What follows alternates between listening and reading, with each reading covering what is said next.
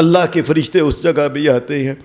ایک حدیث میں آتا ہے کہ اللہ کی رحمت کے فرشتے اس جگہ بھی آتے ہیں کہ اگر کوئی مومن جنگل میں گیا ہے نا، نبی صلی اللہ علیہ وسلم نے فرمایا جنگل کے اندر کوئی مومن تھا، نماز کا ٹائم ہو گیا، پانی مل گیا تو اس نے وضو کر لیا، نہیں تو اس نے تیمم کر لیا۔ تیمم کرنے کے بعد کلا بندہ ہے، اب نبی علیہ السلام فرماتے ہیں کلا ہے، اس کے دل میں یہ ہے کہ کاش اور بھی بندے ہوتے، میں اذان دیتا، اذان دے کے اقامت ہوتی، پھر جماعت ہوتی، یہ اس کے دل میں ہے۔ یہ بات سمجھ لے ذرا۔ وہ کہتا ہے اچھا چلو کوئی گل نہیں، اذان ہی دے دو، اللہ اکبر اللہ اکبر اللہ اکبر اللہ اکبر اشہد ان لا الہ الا اللہ، یہ اذان دیتا ہے کلا ہی۔ اذان دینے کے بعد نا پھر کہتا ہے چلو اب نماز پڑھنی ہے، تو نماز کے لیے تو اقامت بھی ہوتی ہے، کاش لوگ ہوتے، دل میں یہ ہے کاش لوگ ہوتے تو میں اقامت بھی ہوتی، تکبیر جسے کہتے ہیں، کہتا ہے چلو کوئی گل نہیں، اذان دی ہے نا، اللہ اکبر اشہد ان لا الہ الا اللہ اشہد ان محمد رسول اللہ حی علی الصلاۃ حی علی الفلاح قد قامت الصلاۃ قد قامت الصلاۃ اللہ اکبر لا الہ الا اللہ، اقامت اس نے کہہ دی۔ اقامت کہہ کے نا اس نے اللہ اکبر کر کے نبی علیہ السلام نے فرمایا اس نے نماز شروع کر دی۔ اب نماز شروع کرے، اللہ آسمان سے کہتا ہے میرے مومن بندے نے اذان دی ہے، اقامت بھی کہی، اور پیچھے نہیں تو کوئی بات نہیں، جاؤ فرشتوں جا کے اس کی اقتداء میں پیچھے لائنوں میں تم کھڑے ہو جاؤ۔ نبی صلی اللہ علیہ وسلم نے فرمایا وہ کلا ہے، اس کو پتہ نہیں، سلام تک اس کو پتہ نہیں، اور اللہ کی رحمت کے فرشتے اس کے پیچھے نمازیں پڑھ رہے ہیں۔ اللہ نے آسمان سے فرشتوں کو بھیج دیا کہ میرے بندے نے اقامت کہی ہے، اس کی اقامت ضائع نہ جائے۔ حدیث میں ایک اور آدمی کا بھی ذکر آتا ہے کہ نبی صلی اللہ علیہ وسلم نے فرمایا جو طالب علم ہے، علم جو یاد رکھیں، لوگوں دھیان سے میری بات سن لو، اس دنیا میں علم صرف ایک ہے جو قرآن اور حدیث کا ہے، اس کے علاوہ ساری دنیا کے جتنے علم ہیں، یہ فزکس ہے، کیمسٹری ہے، فلانی ہے، یہ ڈاکٹری ہے، یہ آئی ٹی ہے، یہ کمپیوٹر ہے، یہ فن ہے دنیا کے، یہ کاریگری ہیں۔ علم کی بات جو ہے نا وہ صرف اللہ شہنشاہ کائنات نے انسانوں کو بتائی، جس کا علم انسان کو مل سکتا ہی نہیں تھا۔ اس کو پتہ ہی نہیں تھا جنت کیا ہے، دوزخ کیا ہے، نیک اعمال کیا ہے، برے اعمال کیا ہیں، کون سے جنت میں لے جاتے ہیں، کون، یہ علم کی باتیں ہیں۔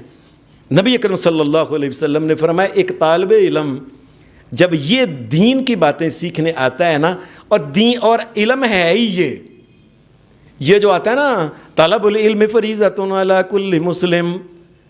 علم حاصل کرنا ہر مسلمان کے اوپر فرض ہے، وہ دنیا کا علم، وہ سکول کا کالج کا نہیں، اور لوگوں وہ یہ علم ہے، یہ قرآن اور حدیث کا علم، علم اسے کہتے ہیں۔ اب نبی علیہ السلام نے فرمایا جس وقت کو طالب علم قرآن و سنت کا علم پڑھنے، دین کا علم پڑھنے کے لیے گھر سے نکلتا ہے نا، تو مدرسے میں جاتا ہے، میں صدقے جاؤں محمد الرسول اللہ، کائنات کے امام صلی اللہ علیہ وسلم نے فرمایا یہ گھر سے نکلتا ہے نا خالص علم قرآن اور سنت کا پڑھنے کے لیے، نبی علیہ السلام نے فرمایا اللہ کی رحمت کے فرشتے اس کے پاؤں کے نیچے اپنے پر بچھا دیتے ہیں۔ یہ اللہ ان فرشتوں کے پروں کے اوپر جا کے یہ چل کے مدرسہ میں جاتا ہے۔ اور ایک حدیث میں ایک اور 7ویں آدمی اسی کا ذکر ہے کہ نبی صلی اللہ علیہ وسلم کے پاس حدیث میں آتا ہے ایک آدمی آیا، اس نے ایک لال رنگ کی چادر لی ہوئی تھی،